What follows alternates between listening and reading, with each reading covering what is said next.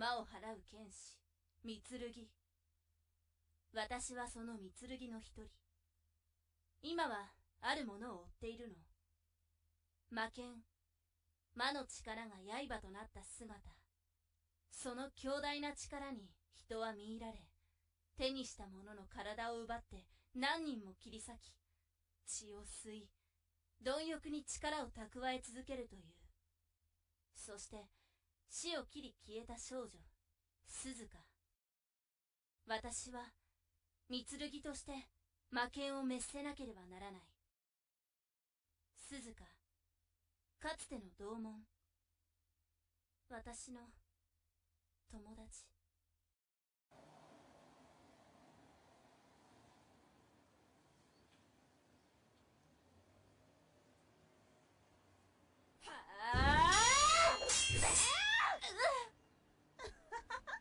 ミサ、なまったんじゃない？鈴香。じゃあね。魔物、魔剣の力につられて湧いてきたのね。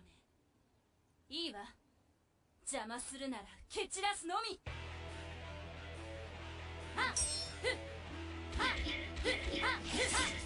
Hello, ladies and gentlemen of the gaming community, console, handheld, mobile, and PC gamers alike. My name is DemiDon of DemiDon Games, and I like to bring you my very own review of an action arena type game called Mitsurugi Kamui Hikae. This is an action game developed by Zenith Blue and was showcased at Comiket in '84. The game is readily available in English thanks to the indie game funding localization and publishing service Playism. Now in this game, you play as a samurai woman known as a Blade Templar named Misa. The plot of the game is to fight your way through masses of enemies to stop your best yet corrupted friend, Suzuka. Suzuka, as you may have guessed it, is the antagonist, or I would like to think that the demonic blade that she wills to be the main antagonist of the story, whereas Suzuka is just a tool in which it manifests itself. Now let's talk gameplay. The action in the game is almost non-stop. There is rarely any time where you can rest your thumbs as you slash your way through androids, mechs, demons, and etc. The number of various enemies is small, and the color coding of the enemies will immediately explain how each enemy combats. For example, you have the generic black FBI agent-looking androids who are rather easy to deal with, even for beginner and action games. They fight with rather poorly and are basic enemy types.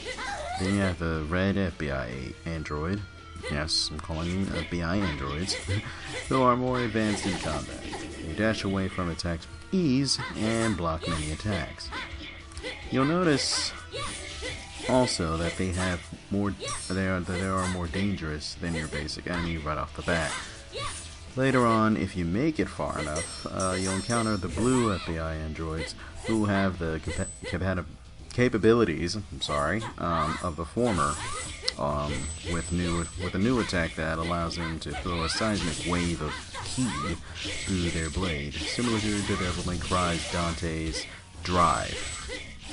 You start out with your first wave of enemies, which, by the way, if you kill all the enemies who immediately appear on the stage, isn't considered a wave.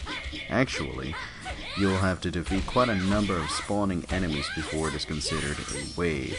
And anyway, there are about 5 waves of enemies you'll have to defeat before encountering a boss, which, regardless of how easy was defeating the wave, it takes about 5 times as much skill and strategy to defeat. Once you got your strategy down, it will just come down to how skillful you are. The combat in this game is phenomenal, and as I had said before, you rarely ever get a break. Whenever you do get a break, it's either through pausing the game or waiting for the next wave to spawn, which takes about less than 2 seconds. With these enemies coming at you at such short timings in between, you'll probably want to make sure you keep moving. Otherwise, you may find yourself in quite a mess, especially in later stages. But yes, back to combat. You have 2 aggressive types of attacks, which is hand-to-hand and swordplay. Unlike most games, this specific game has an interesting mechanic where if you use your blade, or Zengeki, then you will lose blade energy, which is indicated by the blue bar under the health bar, which is green. Once it is fully depleted, you are unable to use your blade. I believe the reason behind this is because the developer doesn't want players to primarily rely on the weapon all the time, like with other AAA titles like God of War, Devil May Cry, Darksiders, and the likes. They want you to be able to create a mixed assortment of combat options, while only using just one weapon. Hand-to-hand combat and swordplay are both equally focused and are both very important in this game, because in order to restore blade energy, you need to use hand-to-hand techniques. These techniques do have their limits as they do not cause as much damage, but they can get you out of tight situations. For example, sweeping allows you to inflict damage around your opponent regardless if they hit you or not, but you are still going to receive damage. The RPG and fighting game community will know this tactic as not staggering. When I had showcased this game on my channel in one of my videos, simply regarded the game as a huge buffed up gameplay of Devil May Cry 3's Virgil. What I thought was jump canceling was actually a leveled up air attack known as Aerial Zengeki Sora, which you can perform multiple times in the air if given the right altitude. Sure, a lot of attacks are very, and I mean extremely similar to Virgil's attacks. Yeah, you have attacks that range from Misa's Sonic Slash and Virgil's Rapid Slash with his Yamato to Misa's Celestial Slash and Virgil's Judgment Cut.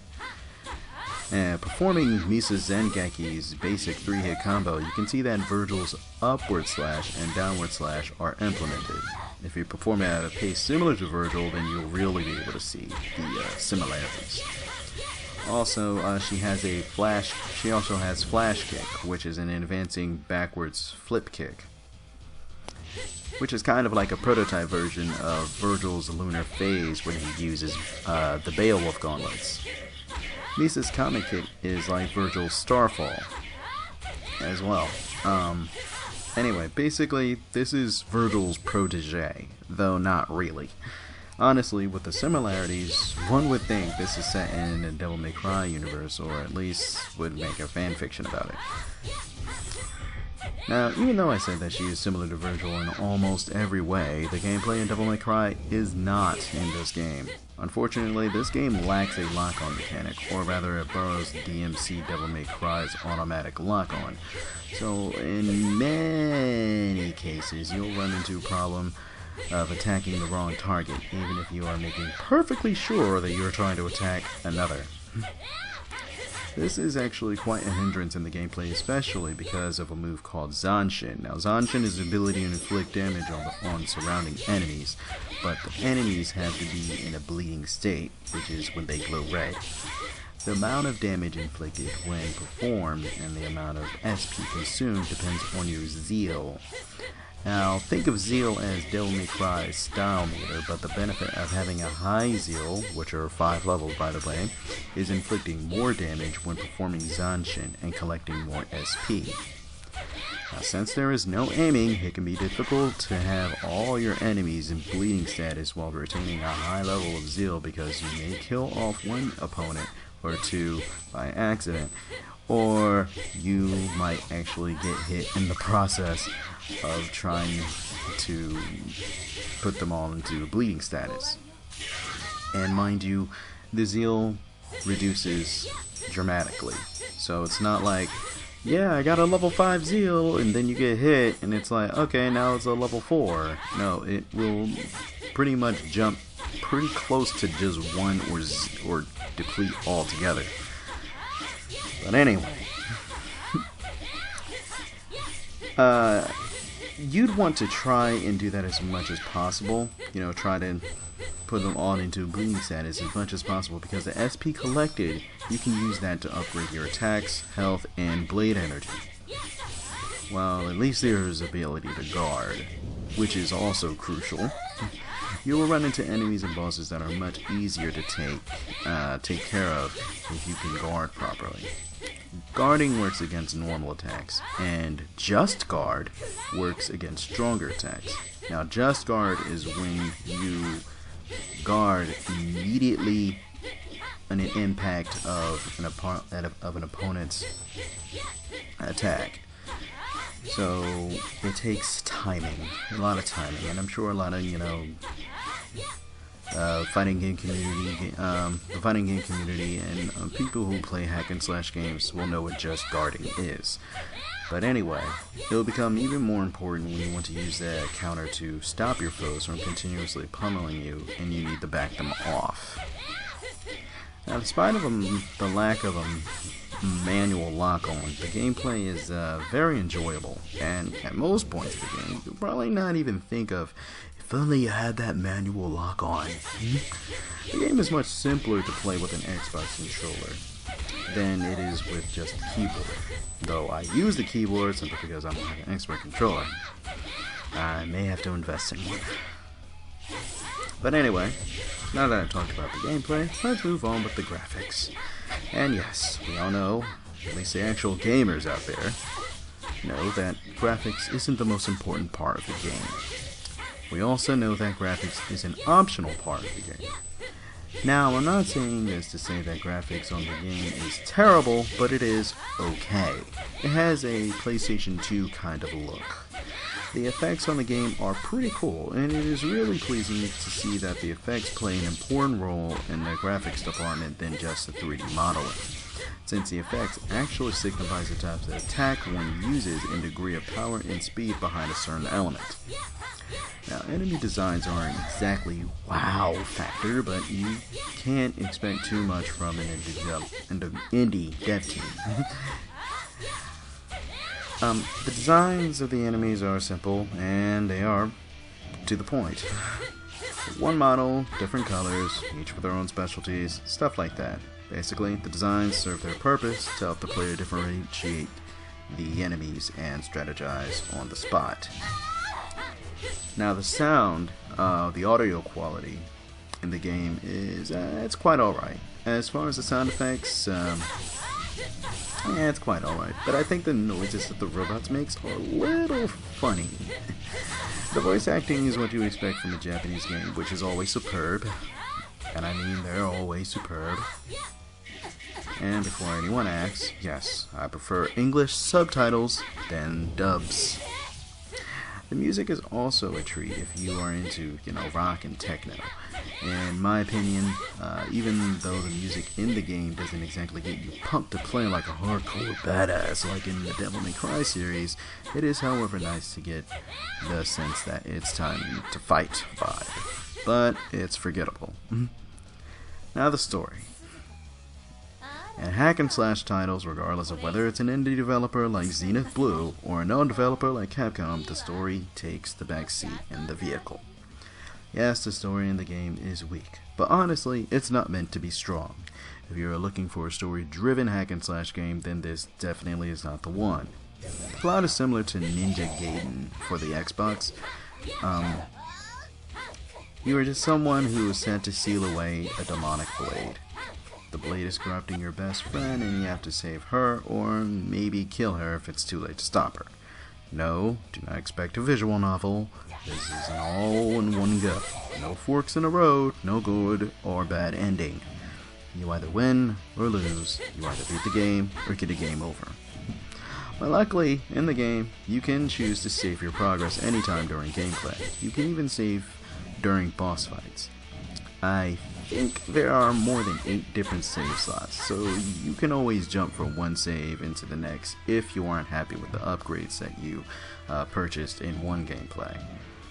But anyway, to summarize, Mitsurugi Kamui Hikae is a solid action hack and slash title and is a treat to those who delight in a game where there is constant action. 3D graphics are the best in the world, but the effects are what serves its purpose in the game. Sound effects are nice, voice acting is good, with some okay music that loops during gameplay, but nothing remarkable. Story is weak, but there's still a plot device, so at least the game isn't a pointless running around hack and slash survival mode for how long you last before you die. But anyway, I'm DemiDon of DemiDon Games, and I give Mitsurugi Kamui Hikae an 8 out of 10. Thank you guys for watching, and again, my name is DemiDon of DemiDon Games, and if you enjoyed this video, please rate, comment, and subscribe to help out the channel, and I'll see you all in the next video. Until then, Trade your integrity for the future of gaming. you have a good one.